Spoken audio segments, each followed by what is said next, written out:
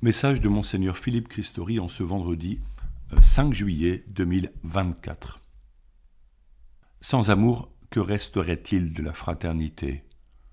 Susciter la fraternité entre les citoyens demeure un défi. Nous sommes dans l'entre-deux tours des élections législatives, moment grave pour notre pays. Pour apporter un peu de lumière, j'aimerais prolonger la lecture de l'encyclique Fratelli Tutti donnée par le pape François en 2020, avec son 3e chapitre qui arrive à point nommé dans le contexte politique et dont le titre est « Penser et gérer un monde ouvert ». Le pape avait auparavant commenté l'évangile du bon samaritain. Il nous plaçait face au dilemme du soin aux blessés ou de l'indifférence. Or, l'ouverture à l'autre permet d'aimer. Le pape dit que personne ne peut expérimenter ce que vaut la vie sans des visages concrets à aimer. Fin de citation. En aimant, l'homme sort de lui-même, de son égoïsme, replié sur lui-même ou ceux qui lui sont proches. Personnellement, comment pourrais-je ne pas bénir Dieu de m'avoir appelé au sacerdoce en m'offrant une vie qui me donne de rencontrer et d'aimer autant qu'il m'est possible des personnes de milieux et de langues si divers. Mon sacerdoce m'a permis de voyager et d'être mis en relation avec des gens que jamais je n'aurais rencontrés par ailleurs. Le texte du Saint-Père dit que l'amour et les formes d'amitié les plus nobles, je le cite, résident dans des cœurs qui se laissent compléter.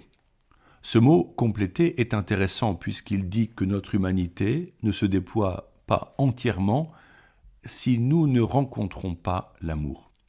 Mais n'y a-t-il pas un risque à s'ouvrir à des relations inconnues et nouvelles ? En réalité, elles permettent de déployer le meilleur de notre humanité.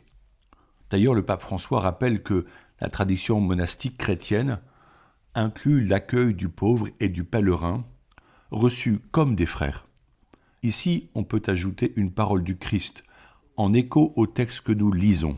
« Chaque fois que vous l'avez fait à l'un de ces plus petits de mes frères, c'est à moi que vous l'avez fait. » En effet, nous croyons que le Christ habite le cœur de l'homme par l'envoi de l'Esprit Saint.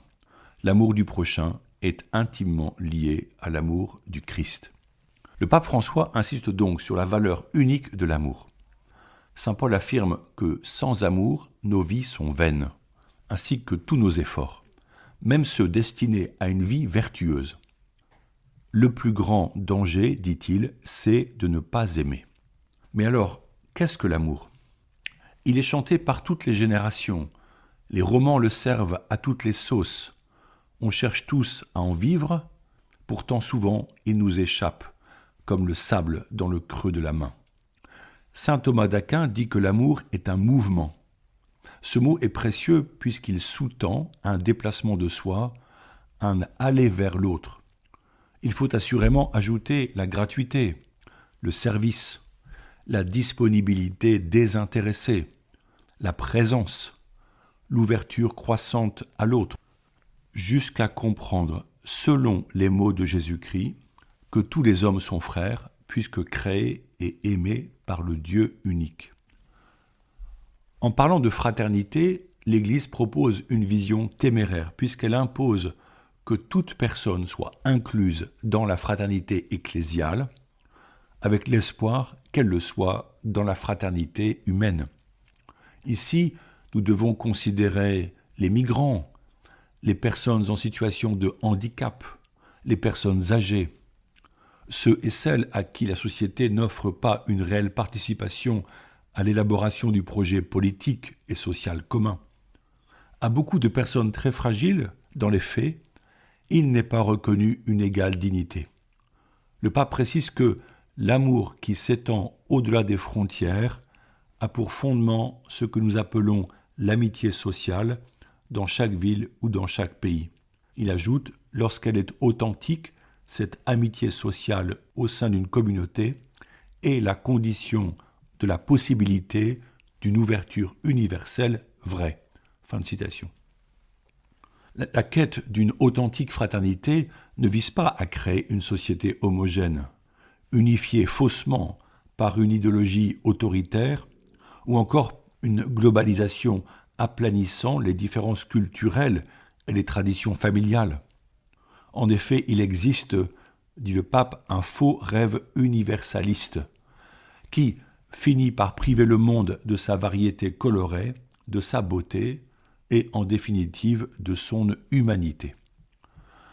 Nous comprenons que cette fraternité appelle une ouverture et un déplacement. En politique, personne ne décrète aux humains l'obligation de devenir des frères. Personne ne peut les contraindre à s'aimer. S'ajoute la réalité de l'individualisme croissant qui contredit cette dimension humaine de l'amour, alors que tant d'hommes et de femmes vivent seuls et s'enfoncent parfois dans la solitude, avec l'illusion d'être connectés par les réseaux sociaux à tant d'amis qui n'en sont pas. Pareillement, comment affirmer que tous sont égaux quand des cercles humains ne laissent pas entrer l'autre qui est différent ? La société démocratique instaure les mêmes droits pour tous, comme l'accès à l'éducation et aux soins, à la culture et au travail. Mais c'est en réalité loin d'être réalisé. Quant à susciter des liens d'amour, il faut aux hommes une force supérieure à l'autorité de la loi civile pour y arriver, soit une source inspirante qui fait jaillir l'amour. À Vernouillet, la mairie a écrit en grandes lettres sur le mur de l'église la devise républicaine « Liberté, égalité, fraternité ». Alors on peut se demander, était-ce pour rappeler au clergé que l'État a le pouvoir ? Ou est-ce un cri du cœur qui dit que sans Dieu, cette devise n'a aucune chance de se réaliser pour les gens de la commune ? On pourrait voir là un cri du cœur adressé aux chrétiens « Aidez-nous ». Dans les faits, c'en est un, mais ne voyons pas forcément là la volonté de la commune. Le pape continue ce chapitre en parlant de la promotion du bien. Certains s'offusquent en dénonçant un retour de la morale. Si nous parlons d'éthique, le mot passe mieux, pourtant il dit la même réalité. La recherche du bien est une nécessité, si l'on comprend que les hommes ne vivent pas seuls, mais doivent promouvoir le bien commun, l'art de vivre en harmonie, sans égoïsme ni corruption. Une parole de l'Évangile l'éclaire, je la cite, « Tout ce que vous voudriez que les autres fassent pour vous, faites-le pour eux, vous aussi. » Cette promotion du respect et de la liberté authentique se fera avantageusement auprès des enfants dans les milieux éducatifs, par le service notamment des personnes en situation de fragilité. Ce service ouvre le cœur de l'enfant. Il pourra expérimenter la générosité, apprendra la richesse du partage. C'est tout aussi important que de l'éveiller à la juste répartition des biens et des richesses, tant naturelles qu'économiques. Nos pélés VTT, nos écoles de prière, nos camps de jeunes et scouts sont autant de merveilleux lieux afin de mettre en pratique cette expérience du don de soi et de l'ouverture à tous. À la fin de ce chapitre 3, le pape nous offre encore une dernière réflexion stimulante, je le cite.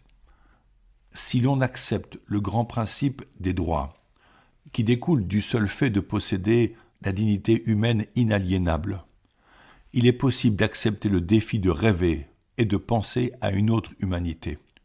On peut aspirer à une planète qui assure terre, toit et travail à tous.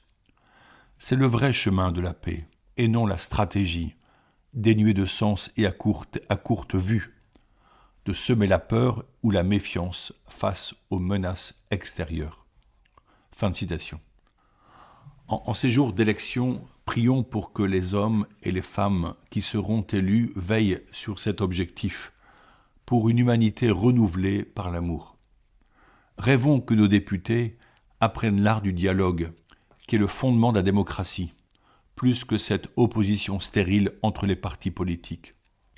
À vous, les députés, le peuple vous attend pour que vous déployiez une véritable sagesse, afin de ne pas oublier ceux et celles qui se sont exclus de la fraternité, mot pourtant ostensiblement affiché sur le fronton de nos mairies, mais si souvent bafoué dans les relations interpersonnelles. Je vous invite à prier pour chacun de nous et surtout pour les hommes et les femmes qui, en notre époque, vivent à la marge d'une fraternité espérée. Notre Père, qui es aux cieux, que ton nom soit sanctifié, que ton règne vienne, que ta volonté soit faite sur la terre comme au ciel. Donne-nous aujourd'hui notre pain de ce jour. Pardonne-nous nos offenses comme nous pardonnons aussi à ceux qui nous ont offensés. Et ne nous laisse pas succomber à la tentation, mais délivre-nous du mal. Amen. Bonne journée à tous.